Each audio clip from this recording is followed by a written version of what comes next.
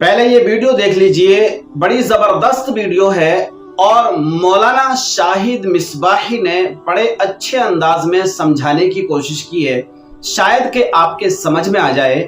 آئیے ویڈیو آپ کی خدمت کے حوالے کر رہا ہوں، اس کو ضرور دیکھیے اور توجہ سے دیکھیے۔ 1 منٹ کے بیان کے اندر حضرت نے وہ سمجھانے کی کوشش کی ہے جو شاید آپ 1 گھنٹہ بیان سننے کے بعد بھی نہ سمجھ پاؤ۔ آئیے پہلے ویڈیو دیکھ لیتے ہیں۔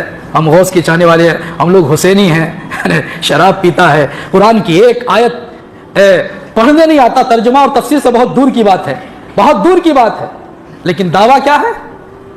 کوئی کہتا ہم صحابہ کے ماننے والے، کوئی کہتا ہم اہل بیت اطہار کے ماننے والے، ان کے ماننے والے ہیں۔ نیچے آؤ، نیچے۔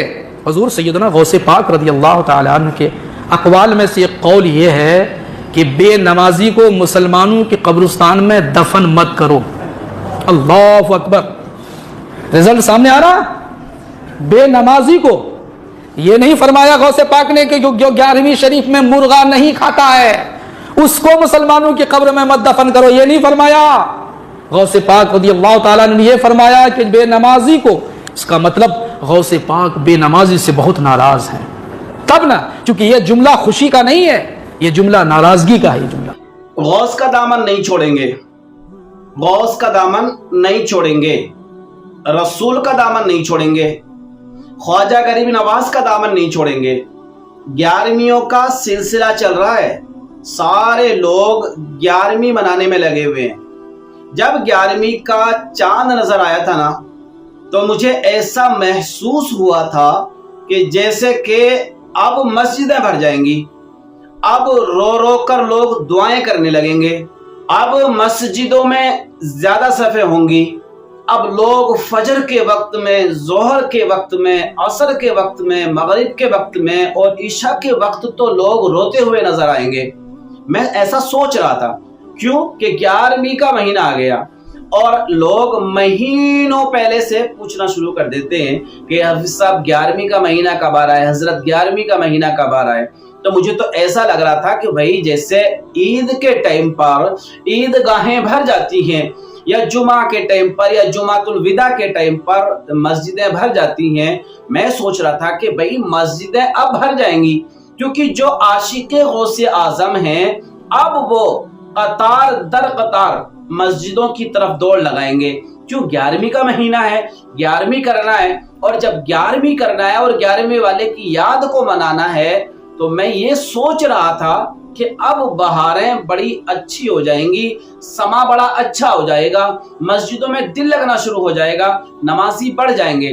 ایسا مجھے فیل ہوا، مطلب ایسا مجھے لگ رہا تھا کہ ایسا ہو جائے گا، لیکن میں نے جب دیکھا اور حالات کا جائزہ لیا تو مجھے پتا لگا کہ ان لوگوں کے ہاتھ میں کلیکشن اکٹھا کرنے کی ڈائریاں تھیں، یا بوکیں مان لیجئے بوکیں تھیں، جو کبھی مسجد میں نظر نہیں آتے۔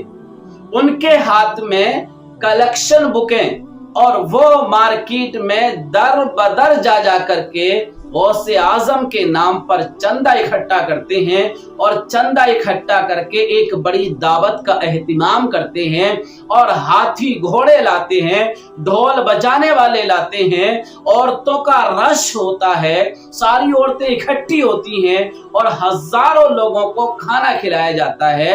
اس لیے وہ چندہ اکٹھا کیا جاتا ہے، 11ویں شریف منائی جاتی ہے، غوث اعظم کی یاد منائی جاتی ہے۔ میں تو کچھ اور ہی سمجھ رہا تھا، میں تو سمجھ رہا تھا کہ آئیے میں آپ کو ایک واقعہ بتاؤں۔ حضرت سیدنا غوث اعظم رضی اللہ تعالی عنہ صحن کعبہ میں بیٹھے ہوئے تھے اور اپنے سر کو جھکا کر اللہ سے دعا کر رہے تھے، اور دعا کر رہے تھے کہ اے اللہ پاک، یا تو میرے گناہوں کو معاف فرما دے، اور یا پھر مجھے بروز محشر اندھا اٹھانا۔ دیکھیے کتنی پتے کی بات ہے۔ حضرت غوث اعظم بیان کرتے ہیں، رو رہے ہیں، اپنے سر کو جھکائے ہوئے ہیں، لوگ کعبے کا طواف کر رہے ہیں۔ جب دیکھا کہ کوئی بندہ رو رہا ہے، لیکن لوگوں کو پہچان نہیں تھی کہ یہ غوث اعظم ہے، کہ کوئی بندہ رو رہا ہے اور اتنا زاروں قطار رو رہا ہے کہ جس کے کوئی ٹھکانے نہیں، بے انتہا بے حساب غوث اعظم رو رہے ہیں اور دعا کر رہے ہیں۔ या तो अल्लाह पाक मेरे गुनाहों को बख्श दे, या मैदान महशर में तू मुझे उठाना तो अंधा उठाना, यानी लोगों के सामने जब मेरे आमाल खुले तो मुझे शर्मिंदगी ना हो, इसलिए मुझे मरने के बाद मैदान महशर में अंधा उठाना। अब यार लोगों ने देखा कि कौन बंदा है, इतने खुशू और खुशू वाले अंदाज में रो रो कर गिड़गिड़ा कर अल्लाह तबारक व तआला से दुआएं कर रहा है। सारे लोग रुक गए, तवाफ करने वाले सारे लोग इकट्ठे हो गए। इकट्ठे होकर सब देखने लगे कि यार बंदा कौन है। सब देख रहे हैं कि बंदा कौन है।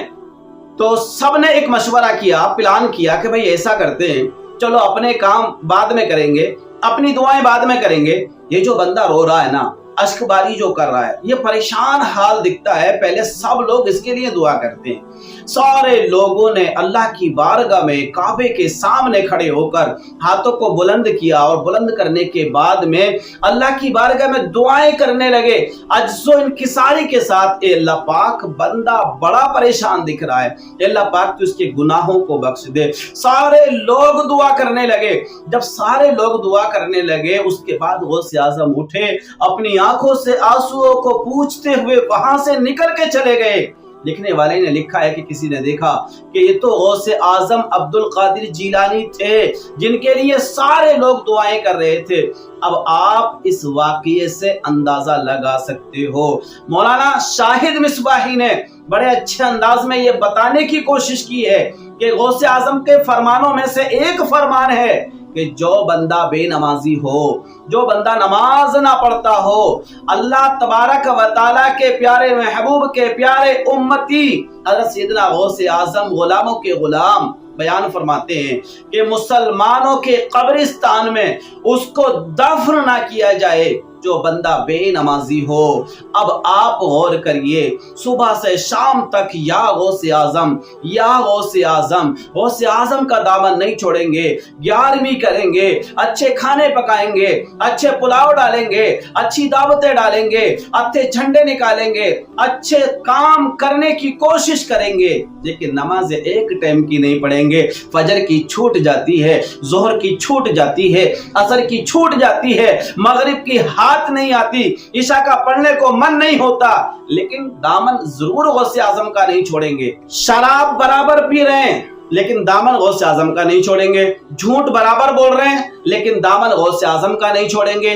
चुगलियां कर रहे हैं, दामन गौसे आजम का नहीं छोड़ेंगे। गीबतें कर रहे हैं, हसद कर रहे हैं, चोरी कर रहे हैं, सूद खा रहे हैं, सूद पर पैसा बांट रहे हैं, सूद खुद भी दे रहे हैं, खुद भी ले रहे हैं, खुद भी दे रहे हैं, हराम कारियां कर रहे हैं, जिना कर रहे हैं, चुगलियां कर रहे हैं, एक दूसरे का हक मार रहे हैं, एक दूसरे को सताने में लगे हुए हैं, लेकिन गौसे आजम का दामन नहीं छोड़ेंगे। अब आप अंदाजा लगा लीजिए कि प्यारे भाइयों, आपने गौसे आजम का दामन थामा ही नहीं है। अगर गौसे आजम का दामन थामा होता ना तो नमाजें पढ़ रहे होते, आंखें झुकी होती, शराब के करीब नहीं गए होते, बुरे कामों से दूर हो गए होते, गीबतें नहीं कर रहे होते, चोलियां नहीं कर रहे होते, हसद नहीं कर रहे होते हैं। खाली करामतें सुनना और करामतें सुनाना गौसे आजम की ये मजहब इस्लाम नहीं है, ये दीन नहीं है। असल में वो बंदा कामिल मोमिन है जो सीरत गौसे आजम को पढ़े और सीरत गौसे आजम पर अमल करने की कोशिश करे। तो जब तुम्हारी ये 11वीं करना भी गौसे आजम भी कबूल कर लेंगे और अल्लाह तबारक व तआला भी कबूल कर लेगा, तो शायद हमारे नजरियात बदल गए, हमारे काम बदल गए, हमारे शेवे बदल गए। हम अपने आप को गौसे आजम की सीरत से मिलाकर तो देखें, उनके फरमानों से मिलाकर तो देखें। दूर दूर तक हमारा कहीं नामो निशान नहीं मिलेगा, इसलिए कि गौसे आजम के फरमान कुछ और हैं और हम काम कुछ और कर रहे हैं। गौसे आजम की जिंदगी देखिए, गौसे आजम ईशा के वुजू से मुसलसल कई साल तक फजर की नमाज को अदा फरमाया है। आप एक बार एक वुजू से एक ईशा की नमाज, एक वुजू से एक फजर की नमाज तो अदा करके देख लो, तब कहना कि हम दामन गौसे आजम का नहीं छोड़ेंगे, हम इश्क़े गौसे आजम रखते हैं, हम आशिक़े गौसे आजम हैं, तब तुम्हारा कहना सही नजर आएगा। वरना मौलाना मुफ्ती मोहम्मद शाहिद मिसबाही साहब बड़े अच्छे अंदाज में बयान फरमा रहे हैं और ऐसा ही होगा।